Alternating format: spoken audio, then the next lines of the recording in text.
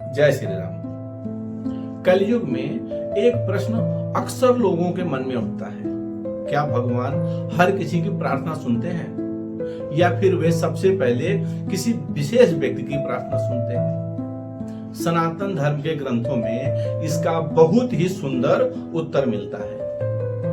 श्रीमद् भगवद गीता में भगवान श्री कृष्ण कहते हैं, जो भक्त सच्चे मन, श्रद्धा और प्रेम से मुझे पुकारता है, मैं स्वयं उसकी रक्षा करता हूं और उसकी प्रार्थना अवश्य ही सुनता हूं। ध्यान दीजिए, भगवान ने कहीं भी यह नहीं कहा है कि वह केवल धनवान, विद्वान या बहुत बड़े तपस्वियों की ही प्रार्थना सुनते हैं। वे केवल सच्चे हृदय को देखते हैं।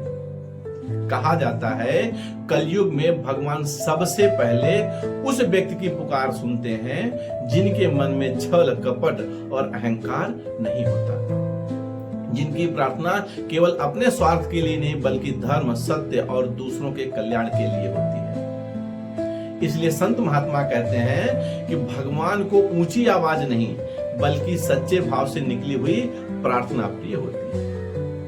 श्री रामचरितमानस में भी गोस्वामी तुलसीदास जी ने यही लिखा है कि भगवान अपने भक्त के प्रेम से बंध जाते हैं। इसी कारण भगवान श्री राम ने सबरी के प्रेम से भरे जूठे बेर को भी स्वीकार किया, विदुर के घर सादा भोजन किया और सुदामा की मुट्ठी भर चिवड़ा को भी अमूल्य बना दिया। इस घटना से हमें एक ही शिक्षा मिलती है, भगवान भेंट का मूल्य नहीं देखते, वे भाव का मूल्य देखते हैं। लेकिन एक बात और, यदि कोई व्यक्ति केवल संकट आने पर ही भगवान को याद करता है और बाकी समय अधर्म, छल और अन्याय करता रहता है तो केवल शब्दों की प्रार्थना ही पर्याप्त नहीं होती।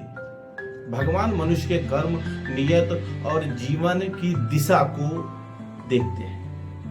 इसलिए कलयुग में सबसे पहले उसी व्यक्ति की प्रार्थना सुनी जाती है जो सत्य के मार्ग पर चलने का प्रयास करता है, दूसरों का अहित नहीं चाहता, अपने कर्मों से धर्म का पालन करता है और निष्कपट भाव से भगवान का स्मरण करता है। क्योंकि भगवान के लिए सबसे मूल्यवान चीज हमारी आवाज नहीं, हमारा हृदय और हमारा भाव है। जय श्री राम।